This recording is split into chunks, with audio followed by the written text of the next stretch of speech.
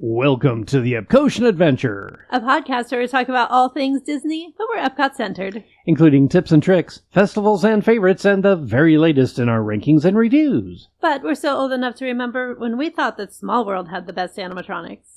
This is episode 141, the top 10 animatronics at Walt Disney World. Or, we're pretty sure Walt would be amazed by this list.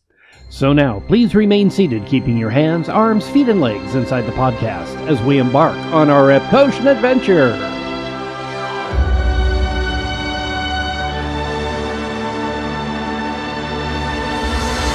We call it Epcot.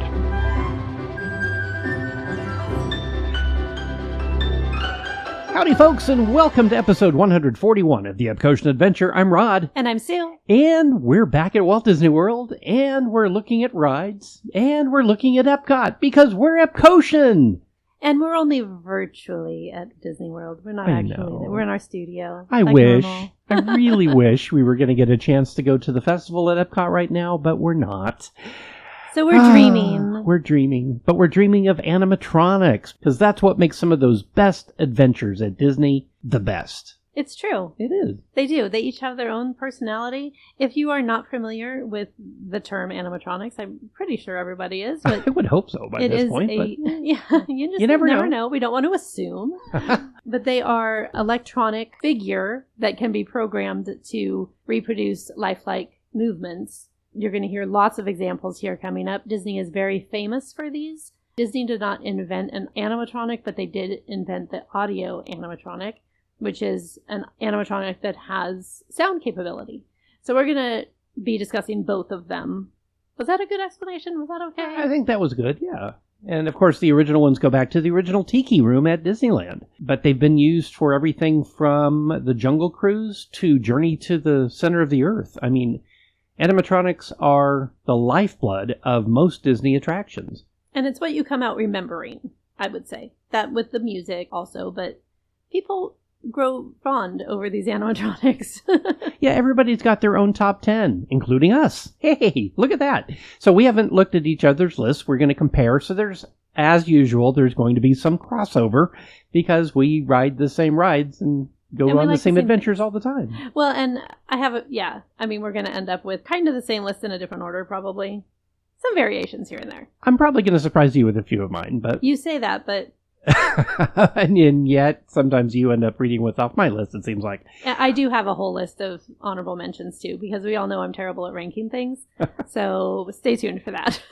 Well, let's jump right in. Let's do. This is just one of those fun episodes, by the way. We're not trying to teach you anything. We are not reinventing the wheel. We just wanted to do a fun episode. Yeah, this is one of those rankings and reviews that we talk rankings. about. I love ranking things. It's so fun. So fun. It's like spreadsheets. Ooh, they're so exciting. All right, so what's your number 10? My number 10, we are going to start in the Magic Kingdom. We're going to start in Tomorrowland. And I am going with Uncle Orville. From Carousel of Progress. No privacy at all around this place. Sorry, Orville. And not because he's the best animatronic. He sits in a bathtub and doesn't he smoke a cigar? Or did he used to smoke a cigar? Am I imagining that? Because he's invented air cooling. Right. I don't remember a cigar. If there was, it's not there funny. now because Disney doesn't portray smoking in Right. anything. They don't even let Walt smoke anymore. It's nostalgia for me. I think it's a fun moment in a great show. So yeah, Uncle Orville made my number 10. Rod, what was your number 10? Well, since I spell boat B-O-T-E and am a proud ex-skipper of the world-famous Jungle Cruise, I got to go with the elephants in the bathing pool at the Jungle Cruise at the Magic Kingdom. Nice. I used to even have conversations with Bertha, the biggest one in there, with the big smile and squirting water under the waterfall. And I'm just a huge fan of the jungle because of the nostalgia purposes, but the elephants are just the cutest thing in the world. Oh, that's a good time. Number 9. My number 9 is going to be still at the Magic Kingdom. And I'm going to say the Hatbox Ghost. This is a new addition to Disney World. I have a special fondness for this animatronic because our dear friend Andy got to paint the one that works in... the animatronic works in... they hired him to work at Disneyland. So I have a very special fondness for this animatronic in my heart. So I added Hatbox to my list at number 9. So Rod, what was your number 9? My number 9, believe it or not, is going to be over at It's a Small World. And yes, I know I just said that, or we just said we were that, just making fun of that. Yeah, but I love Drunk Hippo. Oh. In the African scene, or the African rainforest scene, Drunk Hippo he's more drunk at Disneyland, I think, than he is at Magic Kingdom. I think she's a she. She's got big old long eyelashes. Oh, yeah, I'll go with that. Okay, well, anyway, Drunk Hippo made my number 9. It was real close between that and the hula dancers inside the Small World. So that's so funny, because she was originally on my list as number 9 as well, and she got bumped because of my number 8. By the way, what is your number 8? We're moving over to Epcot, folks. So we're going to Epcot. We're going to the American Adventure Pavilion. There are 35 plus animatronics in this show. It is fantastic. It makes me tear up every single time. And I am going to go with Will Rogers. We begun to believe that the height of civilization was an automobile, a radio, and a bathtub. I love Will Rogers. I hadn't even thought of him. Right? That was brilliant. That's why Drunk Hippo got bumped from mine, was because of Will Rogers. He spins the rope like a lasso, like a trick rope. He tilts his hat up when he talks. Like, he's got all these little micro movements that are so just spot on. And I love him every single time. There's a lot of ones. Rosie almost made my list. Rosie the Riveter, when they fly her up. I love her. There were a couple that almost made my list, but because of those little mannerisms that Will Rogers has, he made my number 8 spot. I'm jealous I couldn't remember that one. Oh. But number 8 for me was Mr. Potato Head in the queue at Toy Story Mania over at Disney Hollywood Studios. Step right up and take a rollicking ride through our gallery of games. They'll astound you. They'll surround you. Some will even confound you. Our games will test your skill like nothing else ever will. He's also at the equivalent attraction over at California Adventure, and I absolutely love Mr. Potato Head. It's Don Rickles doing the voice, and he's just a knucklehead. I just love it. And he's able to pull his ear out and put it back in. I love that. The fact that Disney was able to get an animatronic to do that is groundbreaking. That's pretty cool. Yeah, I'm big fan of Don Rickles back from the 70s when I was a kid. He's just the first insult comic I ever saw. So having him do a Disney voice, I think, was brilliant. All right, so number 7. Number 7, we're going back to Magic Kingdom. There are just so many options in that park. So number 7 for me is going to be in my favorite attraction over there, Pirates of the Caribbean. And I debated among the pirates on who to pick. There are lots of good options, but I eventually went with the dog. The dog who's holding the keys away from the guys in the jail. So I love him. I don't know if does he have a name, Rod? You know, I feel like he should. I worked Pirates the longest at Disneyland, and I don't recall him ever having a name. That's a shame. We need to have a petition. Bet there's something in the folklore over there that There's if you talk to the right people, you probably could find out, at least maybe from somebody from Imagineering. If anybody knows, please let us know. Let us know, because I'm curious. But yeah, Pirate's dog made number 7 on my list. My number 7 is back at the American Adventure Pavilion at Epcot, and that is the Walking Ben Franklin. He walks up the stairs, and he kind of chides Thomas Jefferson about writing the the Bill of Rights? Declaration of Independence. One of those grand old papers that we have in our past. Thomas, it is difficult to make 13 clocks chime at the same time. We must carefully justify separation. I just love that animatronic. When we first saw that back in '83, the very first time we ever visited Epcot, I was floored. I'm like, he's actually walking. Well, he's not. He's gliding up the stairs. He's being pushed forward and up a little bit. But anyway, it's still we'll just say he's move. walking. It's brilliant. And considering it's from the 80s, it's absolutely amazing. I love that animatronic. Good call. I like that one too. Number 6. Number 6, we're going to Epcot as well.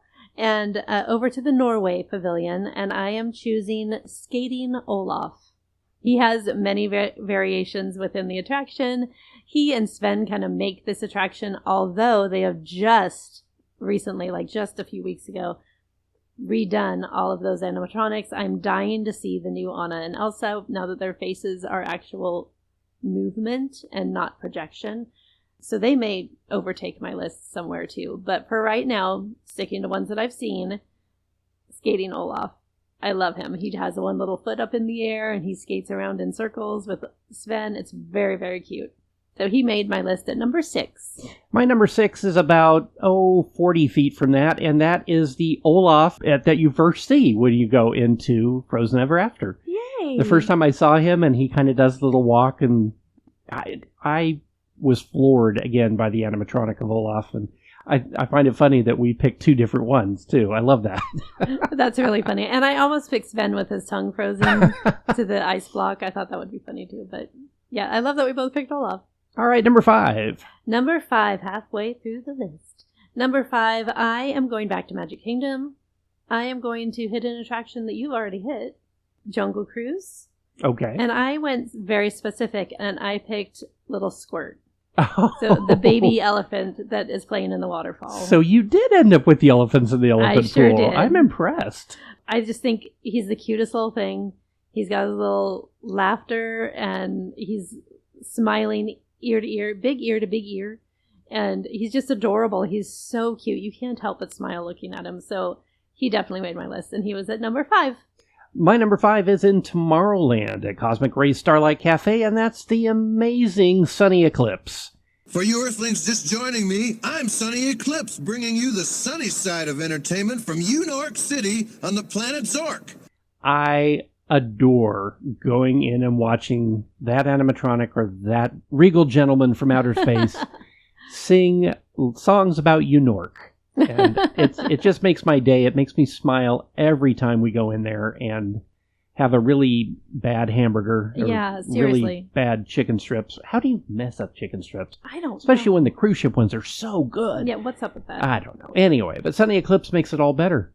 He does. He's the one redeeming thing about going in there. They really need to up their menu because I want to enjoy going in there again. Yeah, I agreed. All right, number 4. Number 4, I am going to go over to Hollywood Studios, which I haven't ventured into yet for this list.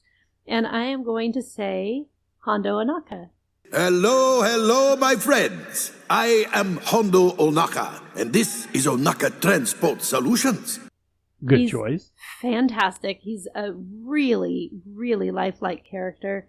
He is in Smuggler's Run, where you get to fly the Millennium Falcon. You are actually flying for him. So he is the one who has hired you to work on his team to bring back the coaxium. And you have to give him part of your... Anyway, it's a whole story. But anyway, he's a great figure. He's up on the little balcony during the pre-show.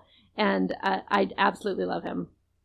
So, Rod, what is your number 4? Well, oddly enough, my number 4 is also in Star Wars Galaxy's Edge at Studios.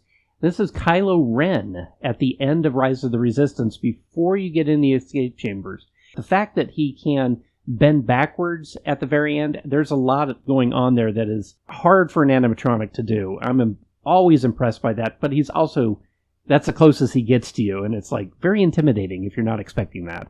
I love that animatronic. Such a good one. So what is your number 3? So my number 3 is also Kylo Ren, also from Rise of the Resistance. Ooh, good choice. So I love Rise of the Resistance so much. So flames on the side. No, I love him. If there's flames so on much. the side of your face on that ride, something's going wrong. There's a 904 alarm going off somewhere. But Kylo Ren is incredible in that all of the versions of the animatronic. I love the one you were just talking about, but my personal favorite is when you are watching the battle scene come in, when he's saying to put up the shields, and Hux is saying, "No, I don't see anything." And Kylo Ren turns to you and he talks to you, to your vehicle. Raise the shields. Shields? I see no evidence. Now! Sound the alarm. All personnel to their stations. Stop. The prisoners have escaped. How brave, but ultimately hopeless. I love that moment. So I'm going with that one, and I love Kylo Ren. I know he's a bad guy. It's okay. I'm still a member of the Resistance. I'm not joining the First Order. I'm still confused. Why did he kill Indiana Jones, though? No, that's a different one. Oh, you sure? Yeah, pretty sure. Oh, all right. Well, my number 3 is over at Animal Kingdom. And this is on Navi River Journey, and it is the incredible Shaman of Song. I'm not a huge fan of the franchise. I haven't seen anything but the first movie on an airplane. But that animatronic, specifically the tail of that animatronic, is one of my favorite things on Walt Disney World Resort. Watching that animatronic move is just absolutely amazing. And I love the tail has its own life, basically, behind that character. Love it. Such a great choice. It's so good, in fact, that she is my number 2 spot. Hey, look at there. I think this ride gets kind of a bad rap. I think it is underwhelming when you've waited an hour and a half for it, so please don't do that. Go rope drop it if that's not insane to break up your plans, but that's a great way to get a shorter line. Do a lightning lane if you're doing lightning lanes. Don't wait an hour and a half or you will also hate the ride because it is very slow moving. It's a small boat ride and the boats are so small that the capacity is very bad. So loading time takes time, unloading takes time, and then the capacity of the actual ride vehicle is not great. So all that said, at the very end of the ride, you do get to see the Shaman of Song, and she is amazing. When they first were opening Pandora, they had a commercial with her, and so many people swore that it was a human actor in costume, and she's an animatronic. She's amazing. I look forward to seeing you on Pandora. Well, nate kameya. Was that okay? I also love her tail, but I love her arm movements, her hand movements. It's just so fluid. It's so natural. It's stunning. So she made my number 2 spot. Rod, what's your number 2? My number 2 is back at Epcot, back in Norway, back on Frozen Ever After, Elsa. Oh. When you come into the palace and you start to go backwards and she does the beginning of Let It Go, is one of my favorite moments of any attraction on the planet. I think I've said that more than one time on this podcast. But that animatronic was number 1 on my list for a long time until I remembered what my favorite one is at all of Walt Disney World. So Elsa takes the number 2 spot. That is such a good one. She didn't even go on my list. I knocked off Anna and Elsa because I'm so anxious to see the new faces that I didn't even think to put her on. That is a fantastic choice. All right. What is your number 1? Well, she hasn't been on your list yet, so I'm pretty sure we have the same number 1. If we don't, I'm going to be very surprised. You're going to be surprised, because mine's a boy. She's not on your list? What is the number 1 one? Okay. I win this round. We weren't keeping score, but I win, because she didn't make your list at all. Okay. The number 1 is at Epcot on Spaceship Earth.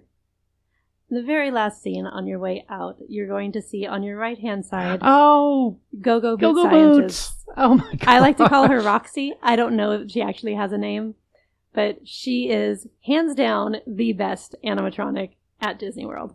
How did I forget that? I don't know. Oh my gosh. And she I was like, we have to have the same one. She's not on your list yet. She has the distinction of having the highest animatronic number in Spaceship Earth. She's the last animatronic you see. I love her. And, I think she is the best. And don't come at me. The Steve Jobs you see is not an animatronic. He doesn't move. True. So there you go. Enlighten me. What is the number 1? Well, Hatbox Ghost at the Haunted Mansion. That's fair. I absolutely love the Hatbox Ghost. And again, a big nod to animatronic, not creator, but painter and set designer at Disneyland, which was Andy Hammer.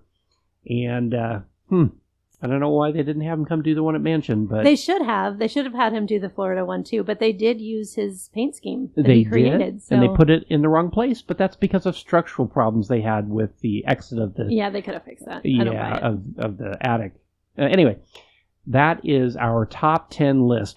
But Sue, before we leave today, I'm going to throw something at you. Uh-oh. What is your favorite Disneyland animatronic? Ooh, okay.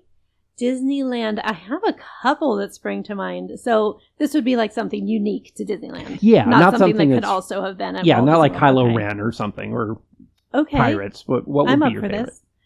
I mean, I have two good choices that spring immediately to mind. I'm going to go with Harold, Oh, the from swiping Matterhorn. version, the one who actually reaches out to get you Oh, yeah. from the Matterhorn. Yeah, the second one you see at the very end. Yes. Oh, yeah. Yeah. So that is the Yeti from, or the abominable snowman from Matterhorn. Yeah, Betty the Yeti's cousin from Animal Kingdom. Exactly. Yeah. And his name is Harold. Who would have been on our top 10 list if Betty actually moved? I Yeah. think, yeah. Rod, what's yours? Mine, because I was a Thunder Mountain cast member, it's got to be the Dynamite Goat. That was my other choice. I love Dynamite Goat. He's at the top of lift number 2, the B lift, technically. And he's just got this following even. It's something I'm hoping shows up on the rehabbed version at Magic Kingdom. I hope they have their own dynamite animal. I hope they have like a dynamite raccoon or something. Like something else besides that, so that Dynamite Goat can stay unique to Disneyland. I think that would be cool. Yeah, because at Hong Kong, they have a Dynamite Bear. There we go. So, See, it would be perfect. So I'll do the same then. What is your favorite animatronic unique to DCA? oh, for California Adventure? Oh, that's easy. That's Mater over in Radiator Springs Racers. The first time I saw Mater, I just busted out giggling. Absolutely love that Larry the Cable Guy gets his own animatronic over there. That's funny. Yeah. I'm a huge Cars fan, so seeing them come to life I think was great. How about you? I would pick one from the same attraction from Radiator Springs Racers, but I'm going to go with the tipping tractors. Because I just think those are adorable. They're like the cows. Yeah, exactly. Where they tip the cows, but they tip the tractors, and you see them fall over in front of you. I think it's adorable. Well, let's keep going. How about Disneyland Paris? Ooh, Disneyland Paris. Okay, Disneyland Paris, I'm going to have to say the dragon under the castle. Oh, good choice. I love her. I don't know if she has a name either. I don't even bet know if she's does. a she. Oh, I've always called her a she. I assume. I don't know. I love her.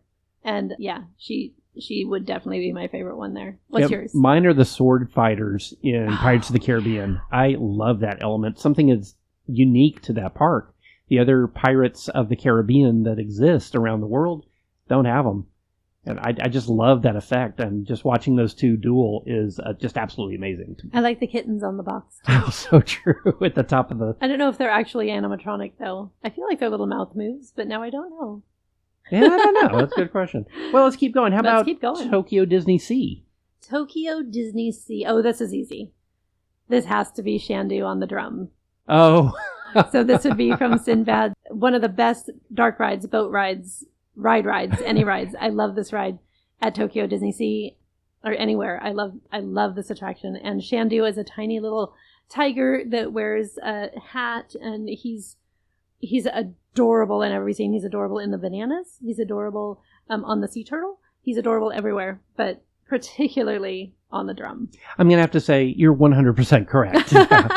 I think maybe give some nods to the monster inside Journey to the Center of the Earth as well. Yeah, totally. But, oh my gosh, Shandu on the drums, yeah. I think maybe a second favorite might be the giant ogre playing the violin. Oh, yeah. Does he also play a violin? Kind of a, stand-up violin. I'm going to be honest, I can't really think of anything from Tokyo Disneyland that's unique. I think there's unique figures in Pooh's Honey Hunt, but I'm having a hard time thinking of specifically what my favorite one would be or what that would be. The one thing I can think of is for an attraction we haven't seen yet, except for on video, and that's the Enchanted Tales of Beauty and the Beast, and it's the dancing Belle and Beast. Well, that and the magic that happens at the end. The transition which I'm not Beast. even... I don't want to know how it works. It is magic as far as I'm concerned. But and same with Adventure World. Oh yeah, what was Disney Studios Paris? Yeah, like I can't think of anything unique to that we've seen. So I would have to skip those two. Do you have anything from that? Think about it. Adventure World, which will be Adventure World on March 29th, the studios in Paris, I don't even think there's an animatronic in the entire park. Is there? I think there's an animatronic. Is it Mac?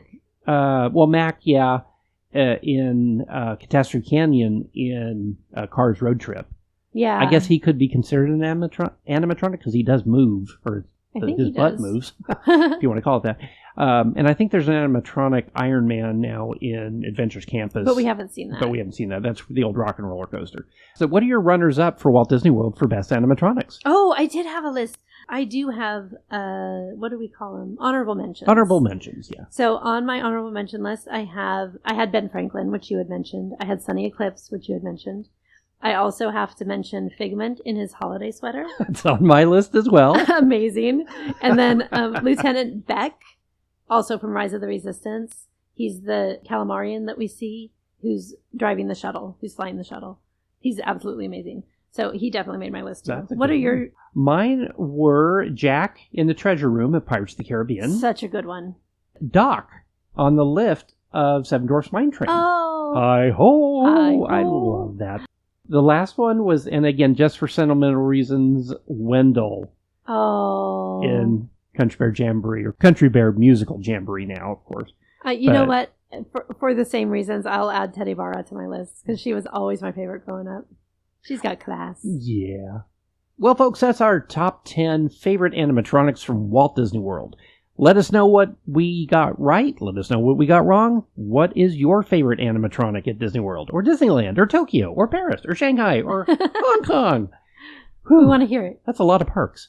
Before we go, we always have to make sure we thank the Phoenicians. So thank you, Phoenicians. Thank you, Phoenicians. And don't forget to rate, review, like, share, and subscribe. It really does help other people find us. You can find us on social media, on Instagram, Facebook, and YouTube, and wherever you listen to podcasts. The Epcotian Adventure is a $1,000 brunch production and a proud gold member of D23. Thanks for joining us today for episode 141 of the Epcotian Adventure. I'm Rod. I'm Sue. And we'll see you in line. Bye.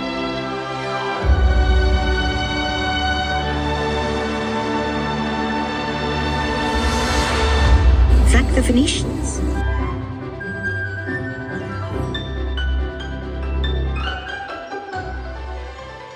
So that you can bring back the stuff that we cannot remember and we tried to figure out last night and now I can't. I thought it was zirconium. It's not zirconium. No, it's not vibranium. It's one of those EMs, I think, isn't it? You might be hearing this at the end of our show. That's very, very possible.